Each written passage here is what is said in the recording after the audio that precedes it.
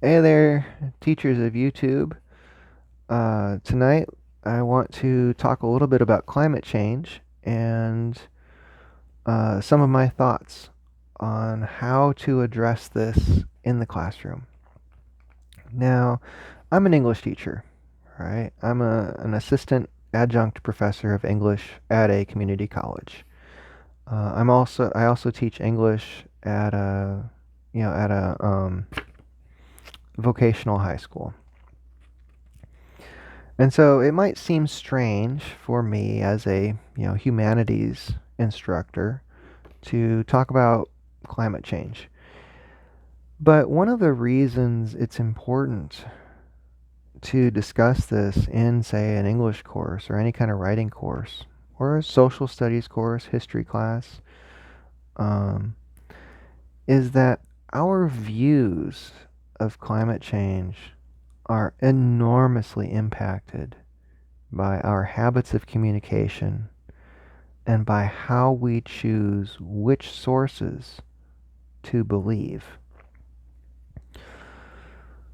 So, one thing to quickly get out of the way is that we have pretty overwhelming scientific evidence showing that our atmosphere is warming up and that our oceans are also warming up.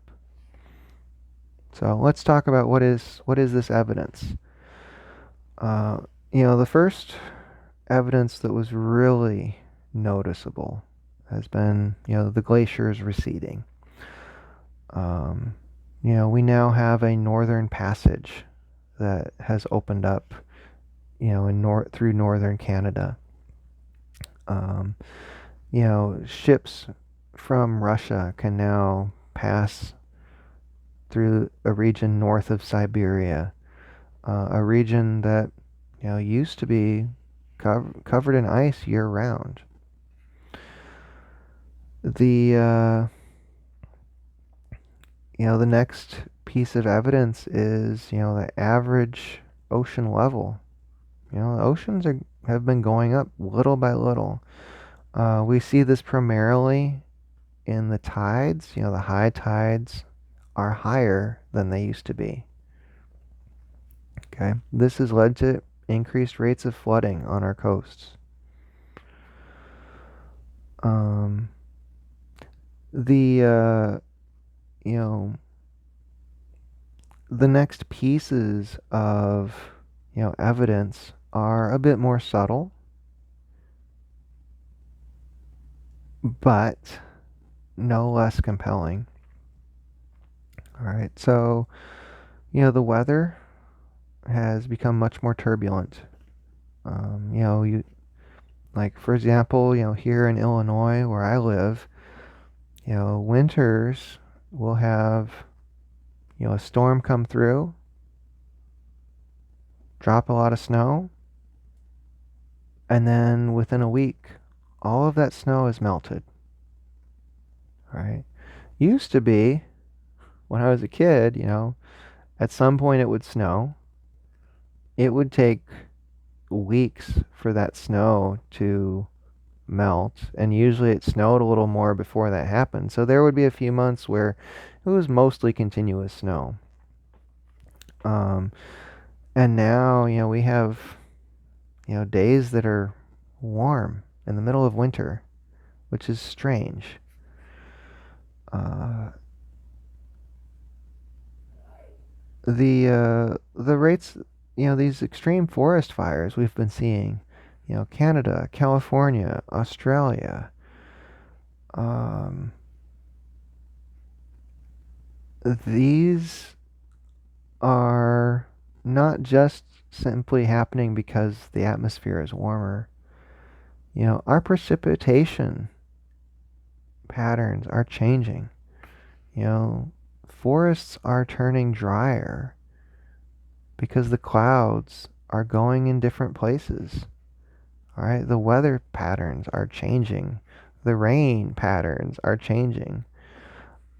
Places that used to get a lot of rain to allow extensive forest growth are now not getting that rain. Whereas some places that have been dry for a long time are getting flooded with rain that we haven't seen in centuries.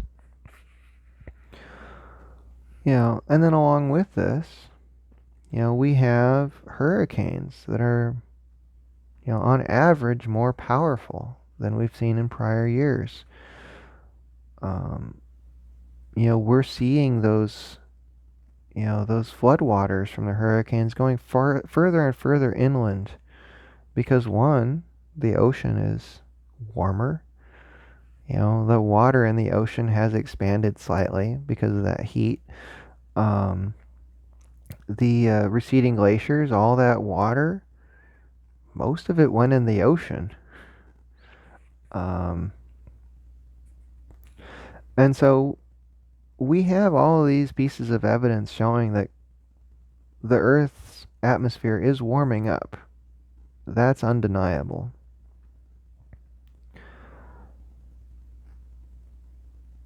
The reason people want to disagree with this, well, there are a number of reasons people want to disagree with it. But I think it's important to be, mindful of the fact that we are free to disagree as much as we want. People have the freedom to say and believe whatever they choose. But if you are choosing to ignore the scientific evidence, if you are choosing to ignore the evidence in front of our eyes, that's a poor choice. Okay, we don't know what effects climate change will have. We don't know the full story. But we do know that towns have been burned to the ground, literally erased from the map by forest fires. We know that homes on coasts are becoming uninsurable because the insurance companies, they know that the water levels are rising. They know that these homes cannot be saved. Even the U.S. military has an annual climate report where they describe how rising sea levels are going to impact naval readiness at the shipyards, how shifting water and precipitation patterns are going to lead to conflicts worldwide. Now, why is the Earth warming? The reason this is happening, we talk about greenhouse gases a lot. But the thing to bear in mind with greenhouse gases is that this effect is something we see every day. Okay? If you have a car, if you've been in a car on a hot summer day, you understand the greenhouse effect. Your car windows, the windshield. That windshield is transparent. Sunlight comes through no problem because it's a window. It's designed so you can see through it. So that sunlight comes in through the window. It warms up the upholstery of the seats. It warms up the dashboard. Makes the steering wheel too hot to hold sometimes.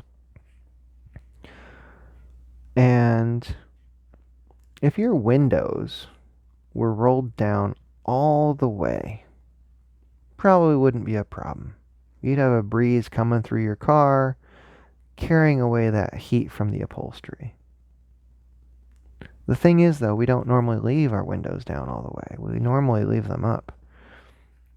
Some folks will leave their windows cracked. I do not. I grew up in Chicago. I'm too worried someone will put a coat hanger in my car and try to open the doors.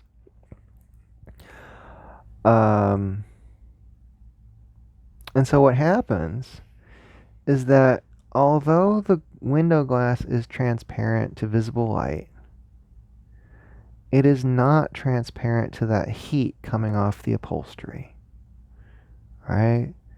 The glass holds in that heat, right? It doesn't allow the warm air to leave the car. And so the greenhouse effect, it's just like if you had plants in a greenhouse. That glass allows the heat from the sun to come inside and it holds it there. And this is why your car, the interior of your car, can easily get 20 degrees hotter than the air outside.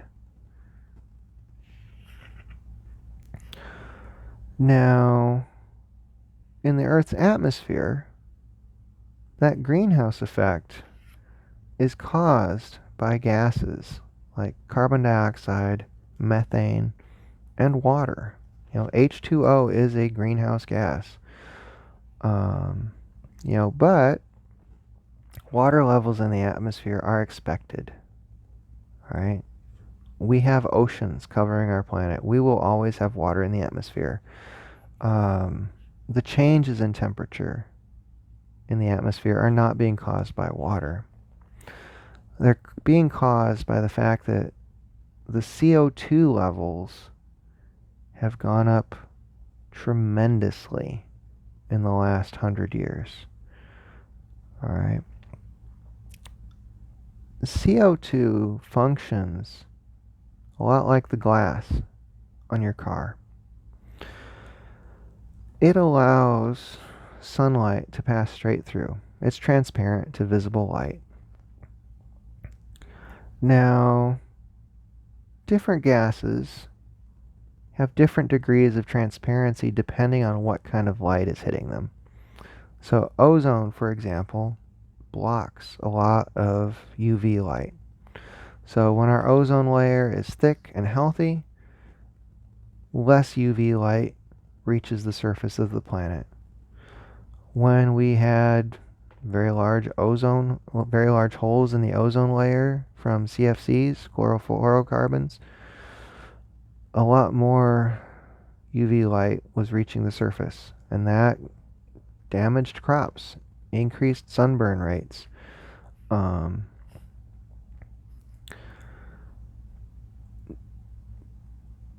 The difference between CO2 and methane versus something like ozone is that CO2 and methane, they are transparent to visible light.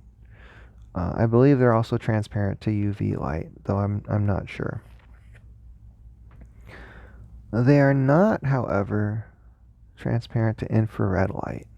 Okay, so infrared light that hits CO2 will be absorbed. All right, so instead of passing by the CO2 molecule, it will hit the CO2 molecule, and that CO2 molecule will absorb the energy and warm up. This is exactly what happens with the windows of your car. All right, infrared light from the heating upholstery in your car will go up, hit the window, and rather than leave the car, it will stay inside the car. It'll heat up the window, but it's not going to carry the heat outside the car right away. So what happens with CO2 and methane even more so is that you'll have this visible light passing through our atmosphere, reaching the ground, warming up the ground, the sidewalk, the soil, the grass, everything. When that ground heats up, it sends infrared light back up into the atmosphere. That infrared light hits the CO2. CO2 doesn't let it pass through. It absorbs that energy, warms up, and then passes on that heat to all the air molecules around it. Now you would think, at the tiny percent of our air that is CO2, less than, way less than 1%. you would think this wouldn't have a massive effect. The thing is, though, is that our planet's atmosphere is very, very carefully balanced. We're extremely fortunate to live on a planet as perfectly balanced as the Earth. The increases in CO2 that we have are just enough to raise the temperature a degree or two on average. That increase of a degree or two is not going to end life on Earth. Right? It's not going to destroy the planet. Right? But here's what it will do. It will cause flooding like we are seeing. And most of our cities are on coastlines because that's where the ships can go. That's where people have settled because those are the locations where it is easiest to transport goods using shipping. It will shift the precipitation as we have seen, causing areas that have been very fertile farmlands, causing those areas to dry out in the heat. Areas further north that used to be too cold for crops, they're becoming much, much more useful for farmland. But they are further north. They don't receive the same level of sunlight. They don't have the same long growing season. And so these temperate areas of Earth are becoming so hot and so dry that, crops won't grow. They wither, they die.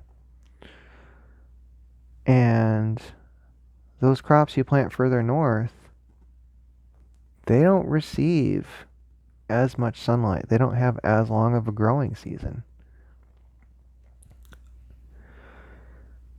That shifting precipitation also means that we have some areas that, they're flooding. The crops they used to grow there are becoming waterlogged. They're dying, they're rotting. Or they can't be harvested because there's too much mud. There's a limit to what a tractor can drive through.